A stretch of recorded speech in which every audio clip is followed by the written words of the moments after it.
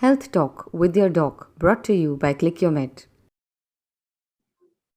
Hello, everyone. Welcome to another episode of Health Talk with your doc. And today we have a renowned orthopedic surgeon with us, Dr. Sandeep Kapoor. So let me introduce Dr. Sandeep Kapoor to you. Dr. Sandeep Kapoor has completed his MBBS and MS from KGMU and KGU respectively. He's a diplomat of the National Board of Orthopedics and the founder of Health City, Lucknow's first NABH accredited trauma hospital in the private sector, offering services across all specialties in trauma. Dr. Kapoor is an expert in arthritis, complex fracture, trauma, and joint replacement procedures. He has performed more than 8,000 joint replacement surgeries till date. He is a pioneer in computer navigated surgeries and orthopedics in North India. Dr. Kapoor is committed to research, training, charity, and is responsible for making Lucknow a center of excellence in orthopedic management and rehabilitation. So thank you, Dr. Kapoor, for coming here, and it is an honor to host you today. It's a pleasure, Karishma, and sabko namaskar. Hello. Let's start. What do you wish? So yes, doctor. So basically, it's a 5-year anniversary of Click Your Med. तो मैं आपसे 5 सवाल पूछूंगी. So मेरा जो हमारे audience ने हमसे पूछे हैं, तो जो मेरा पहला सवाल था is basically कि with the onset of pandemic, a lot of youth, even बच्चे, youth कह लीजिए, middle-aged people are also complaining of back issues. So could be for various reasons. So if you can throw some light कि ये क्यों हो रहा है और इसको हम better manage कैसे कर सकते हैं?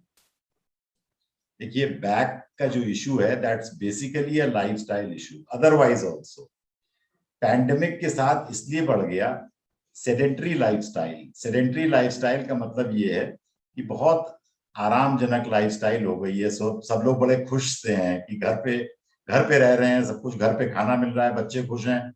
जो बाहर काम कर रहे थे, they are working from home. Everyone is happy. So it's that culture which is there for the work is lacking. जैसे सुबह आदमी सो करके उठता है, उसका रूटीन होता है. कोई आदमी एक्सरसाइज करता है, कोई योगा करता है, कोई निकल करके वॉक पे जाता है, कोई स्पोर्ट एक्टिविटी में होता है. Then you go for work and then you come back from work and there is a set routine. जब ये रूटीन बिगड़ेगा तो सब लोग घर पे रहेंगे, तो टीवी चल रहा है, पॉस्चर एबनॉर्मल हो रहा है, मसल एक्टिविटी है नहीं क्योंकि आप चल उतना नहीं रहे हो, बाहर पार्क्स क्लोज थे, सब बंद सा था. सो विद अच्छा, उसके साथ स्ट्रेस भी बढ़ा था.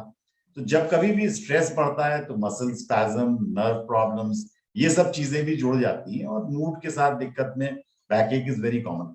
सो basically if you see, it was the lifestyle of a person which was disturbed, and backache being a lifestyle disorder, it was seen more commonly, including in children.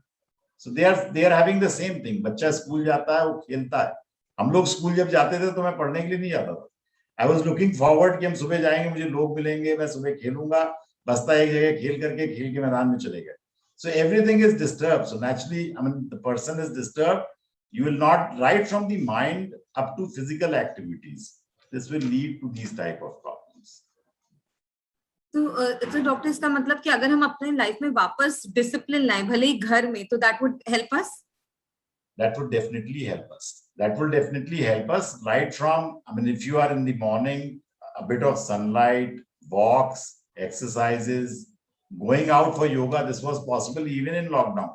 लेकिन लोग सो के नहीं उठते थे. रात में देर तक आप नेटफ्लिक्स पे बैठे हो, हॉटस्टार देख रहे हो, इतना सब स्टफ चल रहा है. सब लोग that style, I mean the full life had changed. तो वो सबको अगर हम वापस ले आएंगे तो it would definitely improve. Awesome. So, doctor, my second question is, running a pharmacy, we see कि बहुत लोग विटामिन सी और D3 ऐसे ही बोल देते हैं. हम कहते हैं प्रिस्क्रिप्शन दिखाओ, बट उन्होंने कहा ये तो हम OTC ड्रग है. तो vitamin C and D3 have become OTC drugs and people are self-medicating for these two things. So, आपका इस पे टेक क्या है? देखिए, ऐसा है कि सेल्फ मेडिकेशन तो वैसे भी बहुत अच्छा नहीं होता है.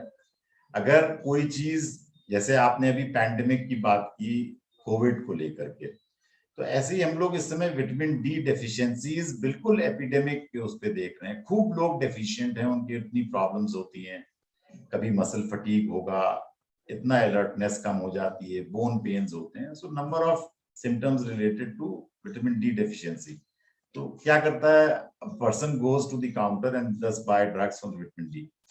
ये इसलिए नहीं करना चाहिए. I do not advocate this because the person has to understand कि vitamin A, D, E, K ये ऐसे विटामिन होते हैं जो कि वाटर सॉल्युबल नहीं होते हैं. जैसे B is a water soluble vitamin, तो बी का यूजुअली हाइपर विटामिनोसिस नहीं होगी. हाइपर विटामिनोसिस से मतलब ये कि उसकी मात्रा ज्यादा नहीं बढ़ेगी, क्योंकि अगर मात्रा बढ़ेगी तो वो यूरिन में एक्सक्रीट हो जाएगा.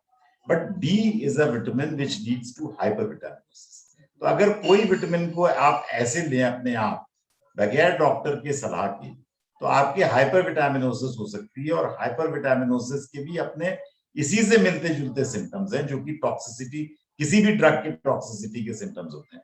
सो I would suggest that you should not do it. हाँ, ये चीज जरूर है, जो चीज बहुत ज्यादा रिक्वायरमेंट है, जैसे आयोडीन की डेफिशिएंसीज होती थी, तो सॉल्ट में आयोडीन ऐड होने लग गया. तो ऐसे ही अब कैल्शियम के साथ लोग विटामिन डी ऐड कर देते हैं, और ऐसे ही फूड सप्लीमेंट्स होते हैं जिसमें विटामिन डी और कैल्शियम एडेड है. तो फूड सप्लीमेंट आप ले रहे हैं जिसमें कैल्शियम, विटामिन डी, वो ठीक है. लेकिन अगर आप ड्रग की तरह लें कि आप जाएं और काउंटर पे खड़े होकर कहें कि हमको आप कैल्शियम दे दीजिए, तो that's not correct. You should not be taking. Vitamin D दे दीजिए, you should not be taking. Basically they are drugs which have to be taken only on prescription. So my suggestion is they should be avoided. आप food supplements पे ले. Awesome. I think that was so much required to be heard from someone as credible as you are, because लोग नहीं समझते हैं. So coming to my third question is कि आजकल arthritis, osteoporosis इतने common नाम बन गए हैं. पहले ये age related diseases मानी जाती थी, but now even young people are facing it. So ये reason क्या है कि youth is facing such issues, and इसको हम early age से prevent कैसे कर सकते हैं? ऐसा है कि आर्थराइटिस तो जोड़ को इन्वॉल्व करती है, और ऑस्टियोपोरोसिस में बोन पेन्स होते हैं. तो पहली बात तो ये दोनों एंटिटीज अलग है. तो आर्थराइटिस यंगर पेशेंट्स में इसलिए मिलने लग गई है, वो भी आपको ये बताना चाहिए कि वो ऑस्टियो आर्थराइटिस है. डिजीज वाली आर्थराइटिस जैसे रिमेटॉइड आर्थराइटिस या कोई और किस्म की आर्थराइटिस जो बीमारी वाली होती है, वो तो बीमारी में यंगर या ओल्डर में वैसे ही मिलेगी. लेकिन ऑस्टियो आर्थराइटिस जो कि एज रिलेटेड आर्थराइटिस है, वो यंगर पेशेंट्स में क्यों मिलने लग गई है, ये चीज का आंसर मिलना चाहिए. Number 1, osteo arthritis weight bearing joints को इन्वॉल्व करती है. तो जो प्रेजेंट लाइफस्टाइल है उसमें ओबेसिटी यानी कि मोटापा बढ़ा हुआ है. तो अगर मोटापा बढ़ेगा तो जॉइंट्स के ऊपर लोडिंग ज्यादा होगी. तो जो वेट बेयरिंग जॉइंट्स जैसे घुटने हैं, तो घुटने के लक्षण बढ़ेंगे.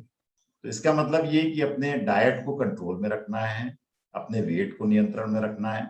दूसरी चीज ये है कि एक्टिविटीज ऐसी हों जिन एक्टिविटीज में, जैसे अगर कोई पतला दुबला मरीज है या पतला दुबला बंदा है, that person can climb stairs up and down, can play racket games, वो कुछ भी एक्टिविटी में इन्वॉल्व कर सकता है, फ्लोर एक्टिविटीज.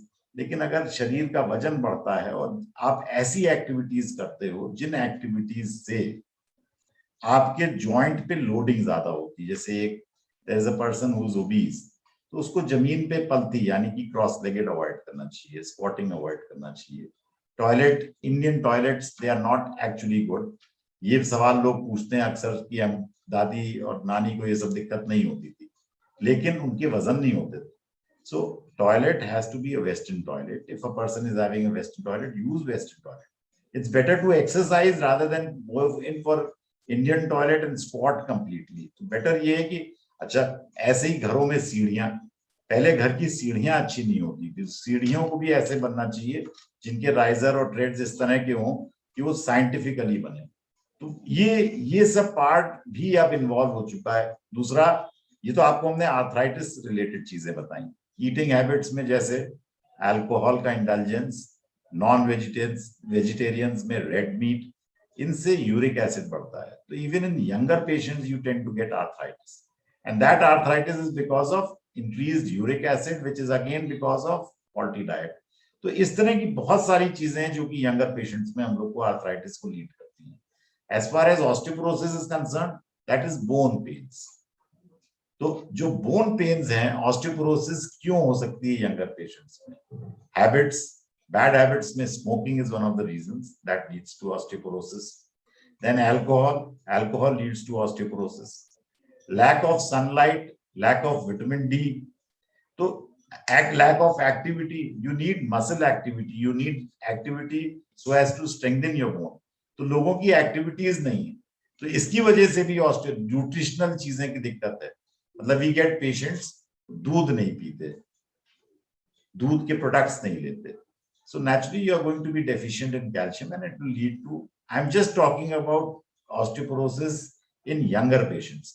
Elderly में तो बहुत reasons हैं, but in younger patients, these are the predominant reasons which can be avoided. Great. And doctor, that makes me come to my fourth question, which is relatable. कि जो age related हो जाती हैं ये illnesses and pain दवा से नहीं manage होता है, physio से नहीं manage हो पाता है. So that is when people come to you, maybe come to Health City. So what is your take on such people? What is the need of for such people जिनका pain manage नहीं हो पा रहा है? Yeah, this is a perfect question, but I would suggest हम लोग के पास जितने पेशेंट्स अगर टाइम पे आते हैं तो मैक्सिमम पेशेंट्स को हम लोग मेडिकली मैनेज करते हैं, यानी कि दवाओं से मैनेज करेंगे, सप्लीमेंट से मैनेज करेंगे, फिजियोथेरेपी देंगे. आर्थराइटिस की बात कर रहे हैं, उनसे हम प्रिकॉशंस बताएंगे. अच्छा, नी आर्थराइटिस हिंदुस्तान में कॉमन है और हिप की आर्थराइटिस विदेशों में कॉमन है. तो हमारे पास मैक्सिमम पेशेंट्स नी आर्थराइटिस के आते हैं, तो ज्यादातर को हम लोग इन सब चीजों से मैनेज कर लेते हैं. बहुत सारे तरीके हैं, वो सब मैनेज हो जाते हैं. नाउ द क्वेश्चन कम्स, जिस पेशेंट को किसी भी चीज से आराम नहीं मिला और हम लोग एक्सरे करते हैं, x-ray is sufficient, you don't need a CT scan, you do not need an MRI. Arthritis की खासतौर से हिप और नी आर्थराइटिस को सीटी स्कैन और एमआरआई से नहीं डायग्नोज किया जाता है, एक्सरेज करते हैं और एक्सरे में ये देखते हैं कि बोन ऑन बोन कंडीशन है, जॉइंट कंप्लीटली डैमेज्ड है, उसमें जॉइंट के सरफेस में कार्टिलेज नहीं है. Now these are the patients who are not going to improve. लेकिन हम लोग पेशेंट से सवाल पूछते हैं. मैं अपने पेशेंट से पूछता हूं कि आपके एक्सरे को देख के मुझे लगता है कि आपका ऑपरेशन होना चाहिए, लेकिन ऑपरेशन एक्सरे का तो होना नहीं, पेशेंट का ही होना है. अगर पेशेंट कहता है कि डॉक्टर साहब मेरा एक्सरे जरूर खराब है लेकिन मैं ठीक हूँ, हमें ऑपरेशन की जरूरत नहीं है. But the moment patient says, Doctor साहब, my activities of daily living are disturbed. मैं पानी ज्यादा नहीं पीती हूँ कि मुझे बार बार टॉयलेट में ले जाना, पीती हूँ इसलिए मैंने कहा कि फीमेल्स में it is 2 to 3 times more common as compared to males. So naturally, अगर पेशेंट ये कह रहा है कि साहब हम पानी नहीं पीते हैं इसलिए कि हमें बार बार वॉशरूम जाना होगा, रोज हमें अपने काम करने, डाइनिंग टेबल पे खाना नहीं खाते, बिस्तर पे खाना खाते हैं, रात में नींद खुल जाती है दर्द की. Now, these are the patients who definitely need surgery. Once everything has failed, then is the role of surgery, and surgery is 100% successful. Knee replacement surgery today is a very rewarding surgery. It is not experimental. मरीज हम भ्रांतियां जरूर हैं, myths हैं उसमें. Patient से हम लोग से बात बहुत सारी चीजें हैं, कहते हैं डॉक्टर साहब ये तो ऑपरेशन फेल कर जाता है, हमारा वो पेशेंट नहीं खुश है, उनके तो काम नहीं किया, पहले से भी खराब हो गए. Now they have to understand कि what stage the patient is coming to surgery, किस स्टेज पे वो ऑपरेशन करा रहा है. जादू नहीं हो सकता. Doctors are humans, we are replacement surgeons, but a timely surgery is very rewarding and patients they benefit, and it is done once everything fails. Awesome. So, and I know for that matter that Health City is known as one of the primary places for knee replacement surgeries. I should happily tell you that statistics, they tell us we are doing the highest numbers in the state. It's not only Lucknow, we are doing the highest numbers. Oh, congratulations on that as well. You're doing something really good in North India, I would say. And that comes to my last question. In your, I was reading about you and I read that you committed to the cause of creating awareness regarding road safety. And I think that comes from the fact that आप हर दिन trauma center में witness करते हो बहुत challenging cases. So I wanted to understand that, is the trend of trauma rising? If so, then why? And what is your message for the youth in terms of trauma in road safety? देखिए ऐसा है कि we all know that present times you are having expressways, we are having high velocity vehicles, BMW, Mercedes, Audi, Volvo, Jaguar, what not. So they are high velocity vehicles जिनकी की speed की limit नहीं है. Then there are expressways, जितने अच्छे expressway हैं जितनी तेज गाड़ी रफ्तार से चला लो. So these road traffic accidents, they have increased because of these only. Good vehicles and good roads. Now what, जैसे हम लोग पहले विदेश जाते थे, जर्मनी में ऑटोबान है, उसमें आपकी कोई स्पीड लिमिट नहीं है. But in West, even if you are driving in UK, US, wherever, there is a speed limit. आप 100 मील के ऊपर नहीं जाएंगे. कुछ फ्रीवेज हैं जहां आप चला सकते हो. But the issue is, यहाँ पर रफ्तार के ऊपर नियंत्रण रखने की कोशिश की जाती है, but people they do not follow it. So that is one of the reason. And now we do not get injuries, which are textbook injuries. So we tend to get injuries which are sort of injuries. देखा ही नहीं, गाड़ी accident हुआ, divider से उस तरफ जाकर के 20 feet दूर जाके गिरी, and then you can imagine the type of injuries those patients will be having. So now the doctors who are treating these type of injuries, that is one. उसके पहले बहुत सारी चीज, जैसे आपने रोड सेफ्टी की बात की. So number one is prevention, that is seat belts. Number two, two-wheelers is a helmet. But you should also understand the other things. There should be, like आप अगर रोड से जा रहे हो तो लोगों को ये सिखाना जरूरी है कि अगर कोई इंजर्ड है तो उसको हम कैसे अस्पताल ले जाए, उसकी एजुकेशन होनी चाहिए.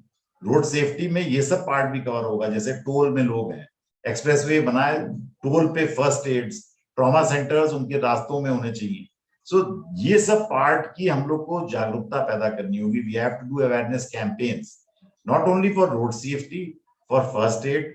जिन जिन लोगों को इंजरी हो रही है उसको कैसे ट्रांसपोर्ट किया जाए, इमीडिएटली रिससिटेशन कैसे हो, लाइफ सपोर्ट एम्बुलेंसेज अवेलेबल होनी चाहिए, जैसे ATLS कहलाती है, बेसिक लाइफ सपोर्ट BLS कहलाता है.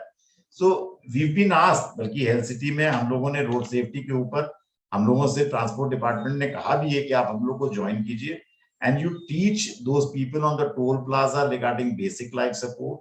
Then there should be ambulances, उनके लोगों को, ड्राइवर्स को हम लोग एडवांस ट्रॉमा लाइफ सपोर्ट के ऊपर ट्रेन कर सकते हैं. जितने लोग, जितने विलेजेस हैं, so it's a massive program which needs to be built up. And trauma is, again, trauma, you cannot use the word epidemic because epidemics usually infections, but then trauma भी बहुत ज्यादा increased है. उसको पहले prevention और road safety का आता है, but then these trauma centers like ours, Health City is a trauma center. तो trauma centers develop होने चाहिए private sector में भी, जहां पर multidisciplinary approach हो, round the clock senior doctor available हो. हमारे हम ये नहीं कह रहे हैं कि हम अस्पताल में बैठे हुए हैं कि आपका मान लीजिए किसी ने इंटरव्यू सुना और इंटरव्यू सुनकर के कहते हैं कि अस्पताल चले गए, डॉक्टर साहब वहां तो कोई सीनियर मिला नहीं.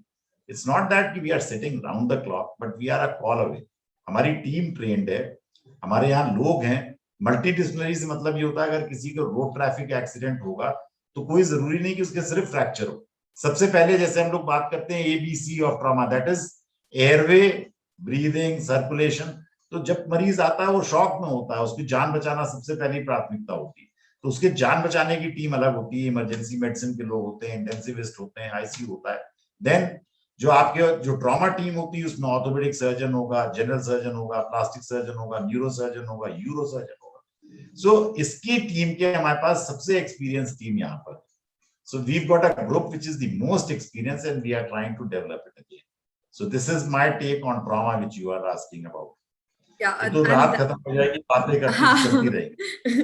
So that ends my 5 questions and I hope we get another chance to talk to you. But before I end this, I wanted to ask you, number one, I wanted to thank you for sparing time. I know you've been very busy with surgeries and all, but any final thoughts? Any final thoughts, doctor? Any final thoughts? Final thoughts to ये है कि what I personally feel that number one, whatever doctor, healthcare provider, उसमें थोड़ी सी ethics, थोड़ी क्या ठीक ठाक ethics आनी चाहिए. ये मैं एक मैसेज देना चाहूंगा. आप भी probably you are related to medicine only, आप फार्मेसी का आपका अपना वो चीज है. तो मेरी अपने आपने जैसे ओवर द काउंटर का क्वेश्चन रेज किया था, तो for me my vision is to give healthcare services with transparency. It should be cost effective.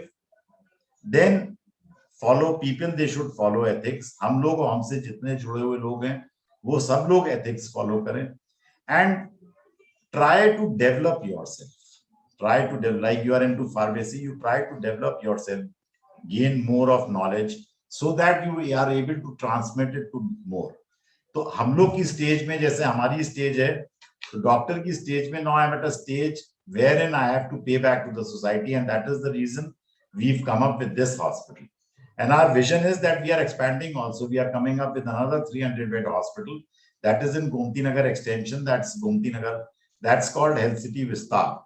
So the reason is we personally feel that now it is the time that we pay back to the society. तो मेरा अपना message लोगों को ये होगा कि हम लोग के साथ ज्यादा से ज्यादा लोग जुड़ें और हम लोग मिलकर के वापस समाज की सेवा करें, और जितना हमको समाज ने दिया है उससे हम बढ़ के उनको. Probably I'm clear about it. What amazing thoughts, and that is a perfect closing for us. So thank you so much. Thank you so much for being here. Thank you. It's a pleasure being with you.